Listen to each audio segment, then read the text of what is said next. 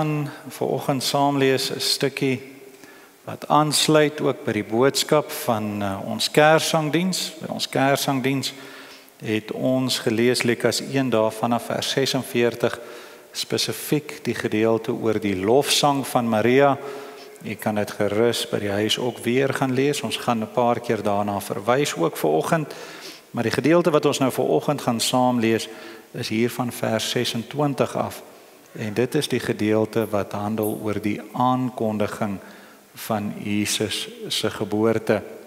Nou hierdie reeks adventspreke is daarop gerig dat ons gaan kyk na 'n paar karakters wat ons van leer in die woord, spesifiek rondom Christus se geboorte. Ons het nou al gekyk na Josef, ons kyk vanoggend na Maria en dan by die volgende geleentheid gaan ons kyk na Johannes die Doper. En ons kyk daarna juis omdat ons Here ook wil beter leer ken deur te kyk na die pad wat hy ook saam met elkeen van hierdie kinders van hom gestap het. Maar voordat ons hierdie gedeelte saam lees, gaan ek vra broers dat ons sal staan, word ons almal saam stil en ons nader ons Here in gebed.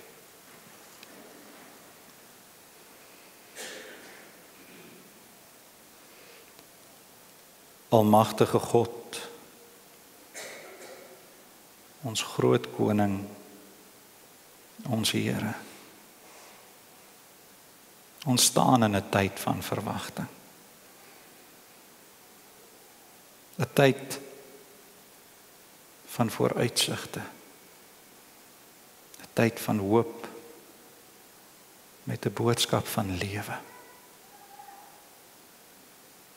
O Here, net soos wat die lewe genade vanuit U hand is, so weet ons hierdie feesseisoen se boodskap is ook niks anders as genade alleen nie. En daarom is ons bede vanoggend ook 'n dankgebed. Dit spreek woorde wat vloei van uit ons harte vol dankbaarheid vir 'n wonderlike lewensverwagting, vir 'n toekoms wat U koms na die aarde toe aangekondig het.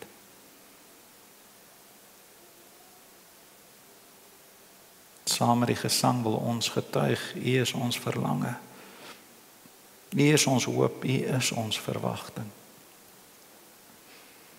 Here, laat dit wees wat ons harte van juig en ons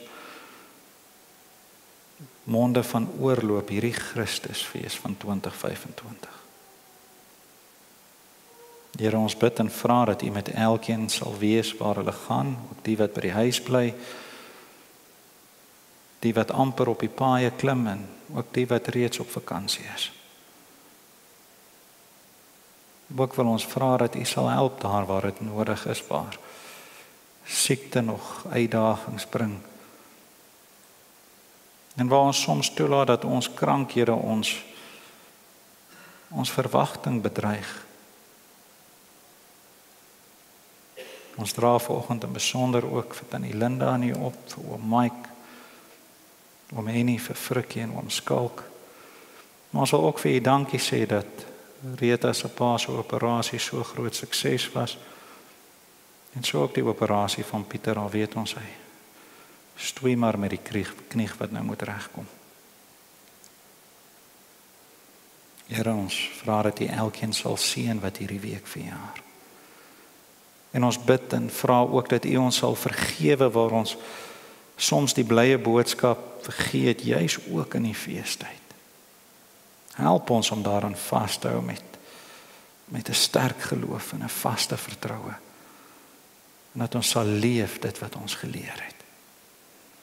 Maar bo alles is ons bede hierdie feestyd dat U naam verheerlik sal word, dat U koninkryk sal kom, dat U wil geskied, want U kom toe die lof, die heerlikheid tot in ewigheid. Amen.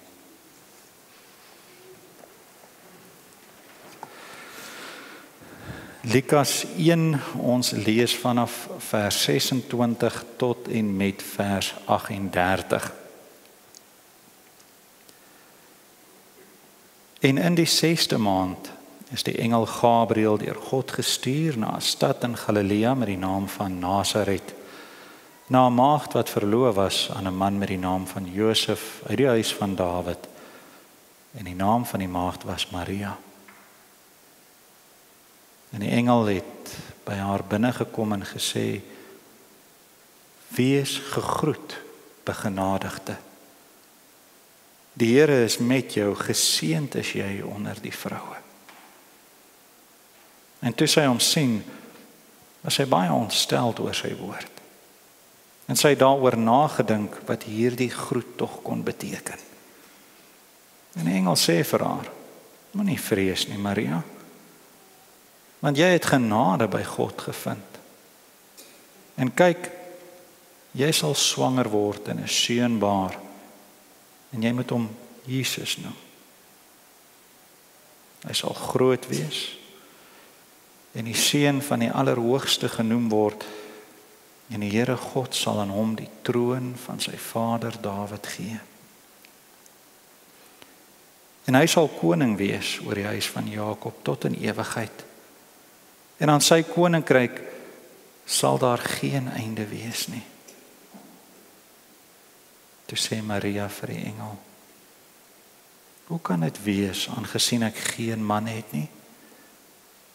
En die engel antwoord en sê vir haar: "Die Heilige Gees sal oor jou kom en die krag van die Allerhoogste sal jou oorskadu. Daarom ook sal die Heilige wat gebore word, seun van God genoem word. En kyk, Elisabeth, jou bloedverwant, het self ook 'n seun ontvang in haar ouderdom. En hierdie maand is die 6ste vir haar wat onvrugbaar genoem is. Want geen ding sal by God onmoontlik wees nie." En Maria sê: "Hier is die diensmaagd van die Here. Laat dit met my gaan volgens u woord." En die engel het van haar weggegaan. "Hier is die diensmaagd van die Here. Laat dit met my gaan volgens u woord."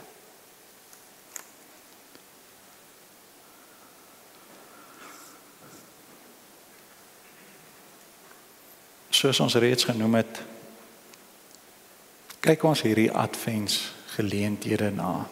3 figure wat almal 'n belangrike rol gespeel het by die geboorte van ons Here. En waar ons gefokus het spesifiek op die rol en op die roeping van Josef so 2 weke gelede, kyk ons nou vanoggend na Maria, die moeder van Jesus. En daar moet ons mekaar sê, is baie verkeerde sieninge rondom die persoon van Maria. Veral by die Romeinse kerk. Nou waar ons aan die maagdelike geboorte van Jesus glo, is daar baie ander, onder meer ook Christelike kerke, wat aan die onbevlekte ontvangenis van Maria glo. Dit is nou 'n klomp groot woorde, maar wat hierdie leerstelling sê is dat Maria wel deur haar ouers op 'n natuurlike manier verwek is, maar alles het sonder erfsonde gebeur, volgens goddelike beskikking. Omdat sy die moeder van Jesus sou word, het God haar teen die sonde beskerm by haar geboorte. Met ander woorde, hulle glo sy totaal en al onbevlek gebly.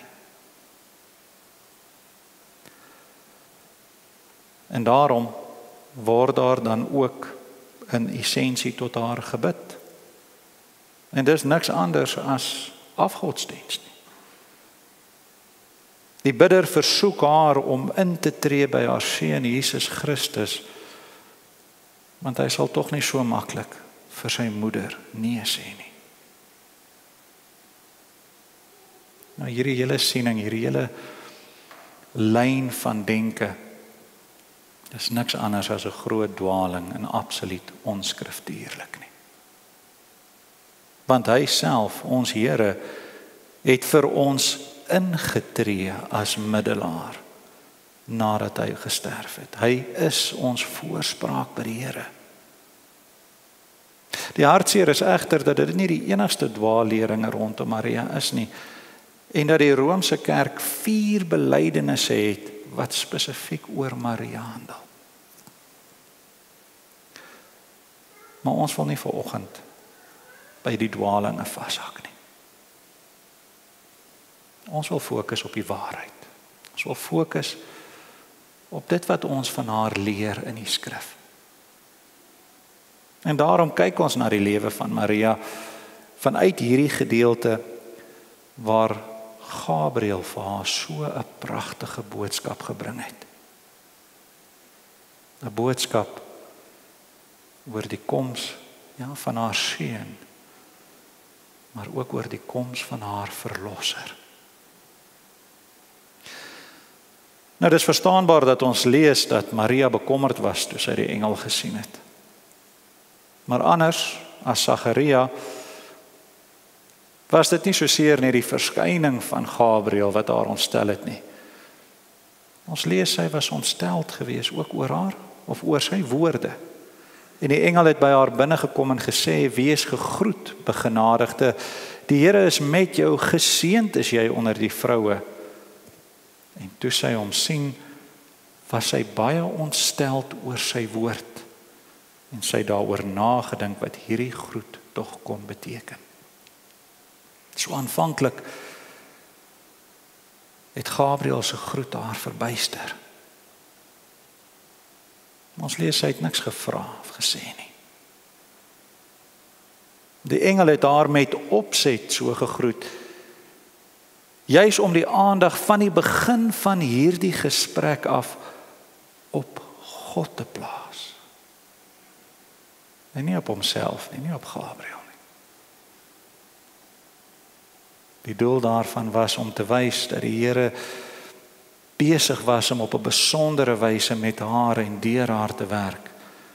En dis waarop hy haar wou attent maak. Ons lees Gabriël het haar vrees, haar onsekerheid gesien. Hy het haar gerusgestel. Hy het vir haar gesê: "Moenie vrees nie, Maria, want jy het genade by God gevind." En daarom het hy ook dadelik voortgegaan om God se boodskap met hom te deel, of met haar te deel. En hy sê vir haar: "Jy sal swanger word en 'n seun baar, en jy moet hom Jesus noem. Hy sal groot wees, en die seun van die Allerhoogste genoem word, en die Here God sal aan hom die troon van sy vader Dawid gee, en hy sal koning wees oor die huis van Jakob tot in ewigheid, en aan sy koninkryk sal daar geen einde wees nie." Maar dit het meer ontsteltenis by Maria veroorsaak. Want dit wat die engel van die Here vir haar gesê het, was tog nie moontlik nie. Sy vra vers 34: "Hoe kan dit wees aangesien ek geen man het nie?"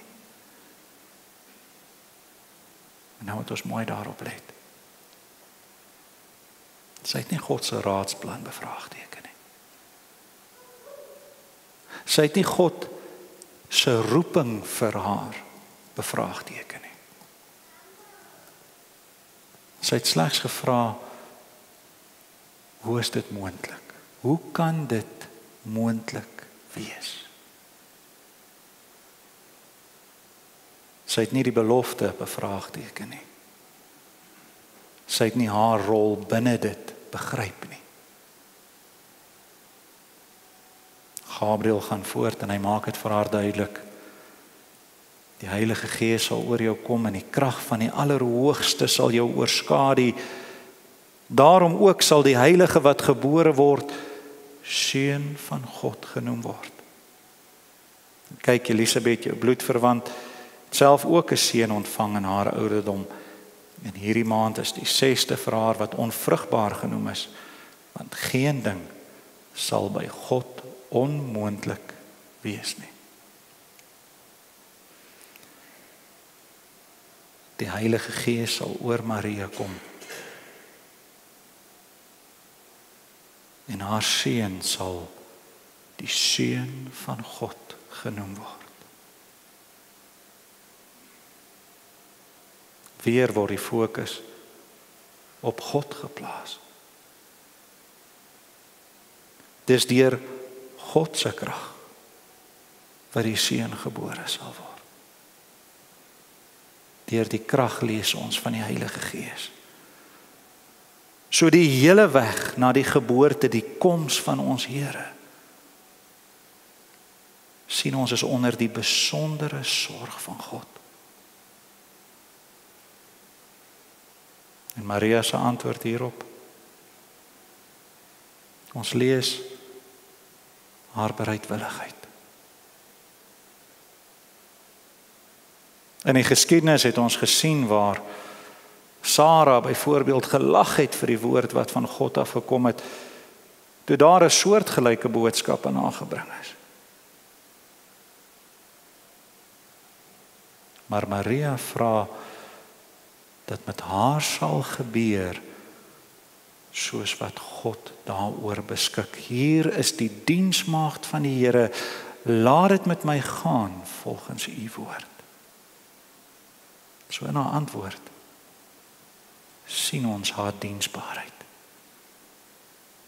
En in haar antwoord hoor ons God se roeping aan elkeen van ons. En kan ons maar meet of ons met dieselfde bereidwilligheid op sy woord ag gee. Hier is u diensknegt en u diensmaagd. Laat dit met my gaan volgens u woord.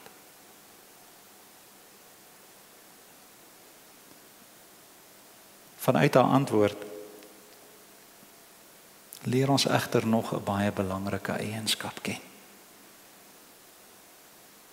Ons sien sy was baie nederig. Sy was die nederige dienares van die Here. Nie vol van haarself as die moeder van die komende Messias nie, maar diensknegt, volgeling, slavin van die Here. En hierdie inslag vind ons juis baie duidelik in die woorde van haar lofsang wat ons nou die aand oor gesels het. Ons hoor hoe nederig sy haarself voor God gestel het. My siel maak die Here groot. My gees is verheug in God, my saligmaker, omdat hy die nederige toestand van sy diensmaagd aangesien het. Want kyk, van nou af sal al die geslagte my salig noem. Martin Luther sê dat hierdie woordjie wat ons so maklik met nederigheid vertaal, eintlik in hierdie konteks nietigheid beteken.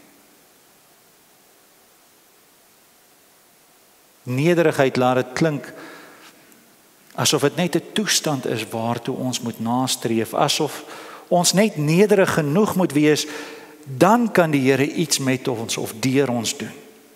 Dan kan ons oë oopgaan vir wat God aan ons doen in die wêreld. Daarom sê Luther nee. Ons moet dit verstaan as nietigheid, as nulheid, as niks. Daar is niks wat ek kan doen om dit te verdien nie. Dit het Maria besef. Daarom lees ons van die nederigheid, die nietigheid voor God. Sy het besef dis God wat haar roeping bepaal het. Nie omdat sy spesiaal of oulik genoeg was, sodat hy haar gekies het om moeder van Jesus te word nie. Nee, soos al die ander mense, was sy in haar sonde niks.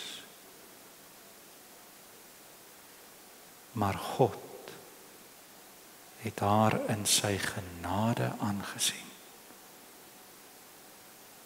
God het bepaal. Want hy wat magtig is, het groot dinge aan my gedoen, lees ons. En heilig is sy naam. En sy barmhartigheid is van geslag tot geslag vir die wat hom vrees. Hy het deur sy arm kragtige dade gedoen.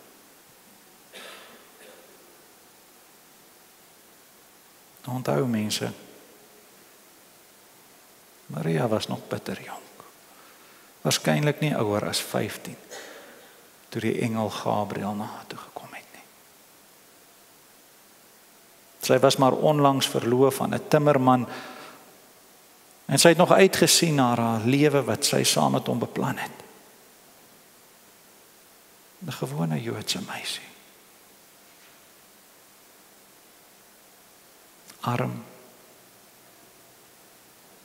Daarom in haar woorde nietig. En God, die groot en almagtige God, gebruik haar, nietige mens, om so groot rol te speel in die geskiedenis.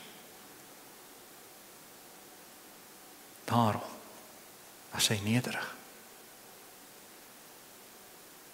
Sy besef, sy het genade in God se oë gevind. Sy het besef, dis genade dat hy haar gekies het vir die rol waartoe hy haar geroep het. En weer in haar reaksie word aan ons die vraag gestel, of ons ook die genade besef wat ons in God se oë gevind het om sy kinders genoem te word. En of ons met dieselfde nederigheid, dieselfde besef van nietigheid daarop antwoord.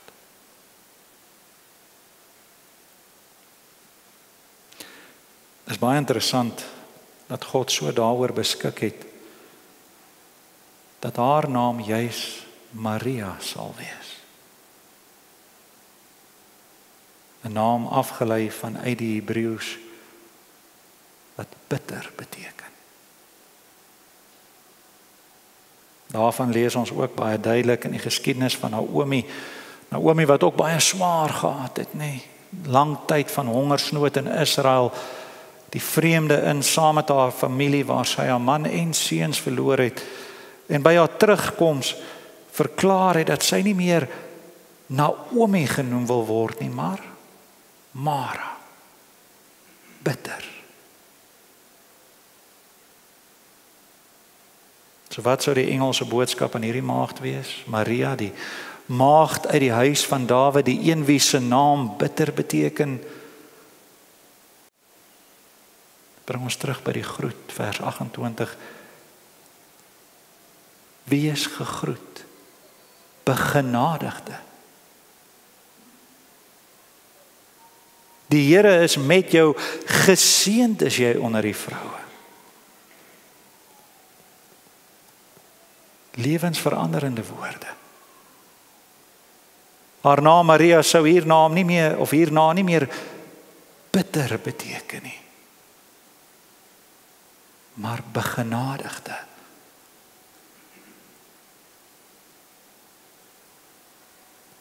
So ook nog 'n naamgenoot van Maria, Miriam, wat sy naam ook bitter beteken het.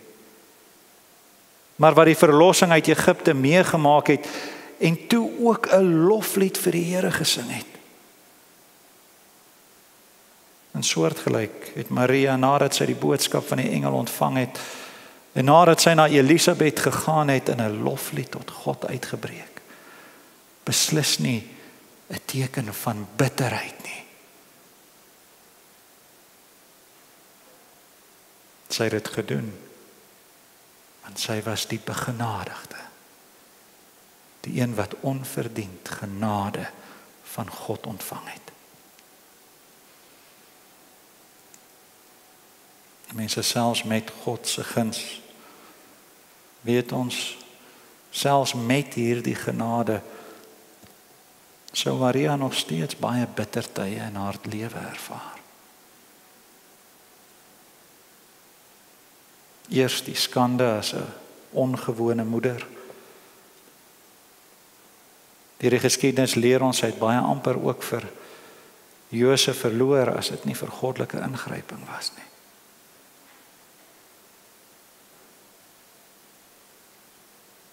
Haar seun is verwerp, wreed vermoor. En sy is die enigste mens op hierdie aarde wat saam met Jesus sy hele lewenspad geloop het, van geboorte tot met sy dood. Sy het Jesus as haar seun geboorte gegee. En sy het gekyk hoe Jesus sterf as haar verlosser. En daarom sien ons die derde eienskap. Deur alles wat gebeur het, van die oomblik af wat sy die boodskap van die engel ontvang het, ja, sy was hartseer. Maar sy was nie bitter nie. Sy het volhard in hierdie roeping, hierdie rol wat God bepaal het. So weer in haar antwoord word vir ons die vraag gestel, reageer ons in bitterheid as God ons roep? Is ons bitter oor dit wat God vir ons as rol bepaal het? Veral wanneer ons omstandighede moeilik, seer raak. Of volhard ons, omdat ook ons as God se kinders begenadigdes is.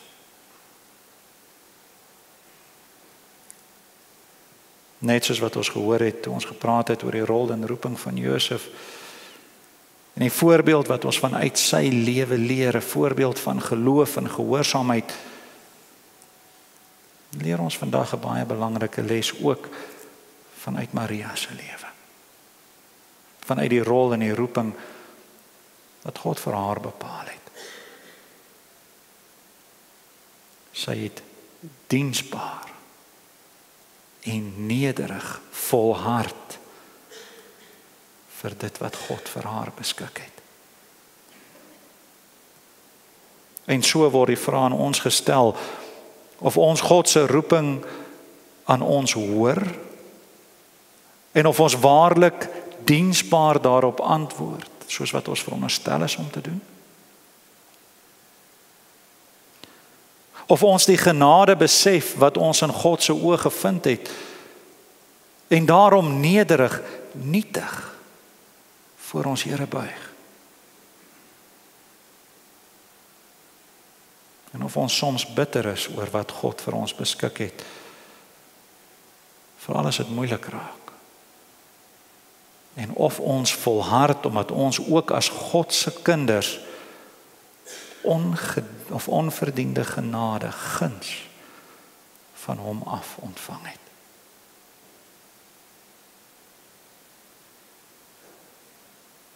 Die realiteit is, ons raak maklik ongewillig om ons roeping te volg, ons rol te vul wat God vir ons daar gestel het, veral wanneer dit moeilik raak.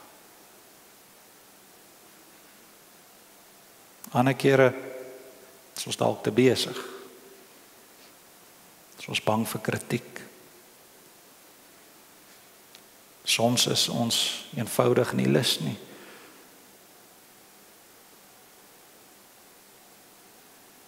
Maar as dit die geval is, beteken dit ons is nie diensbaar in God se koninkryk nie.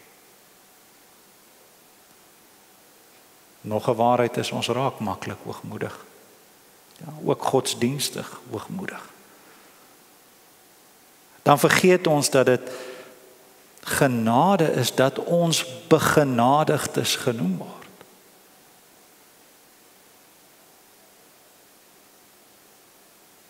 Dit is nie op grond van onsself nie, maar omdat God daaroor beskik het. Ons vergeet dat alles in sy hande is en dat hy die verloop van alle dinge bepaal alle dinge stuur met die oog op die voltrekking van sy verlossingsplan. Ons sien dit met hierdie stuk geskiedenis in die eerste koms van ons Here en ons staan in afwagting dat hy weer sal kom.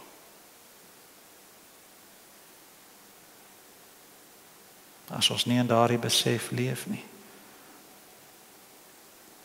as ons in hoogmoedigheid staan eerder as in nietigheid voor ons Here, dan vervul ons nie die rol, die roeping wat hy vir ons beskik het nie. En dan is dit so. Ons raak soms bitter.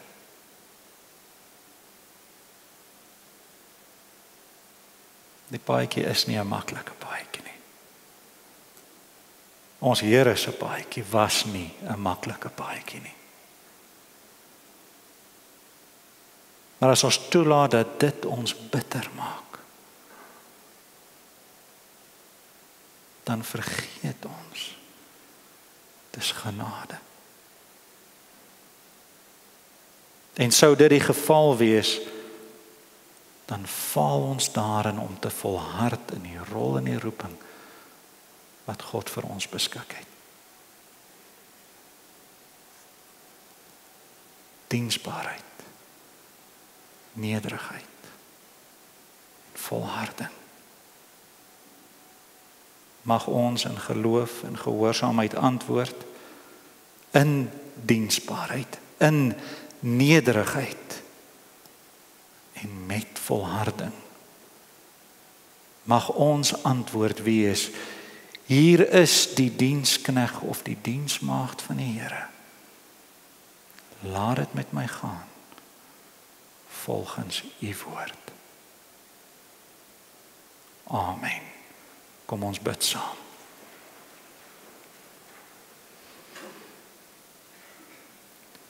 Almagtige God, grote God en ewige God.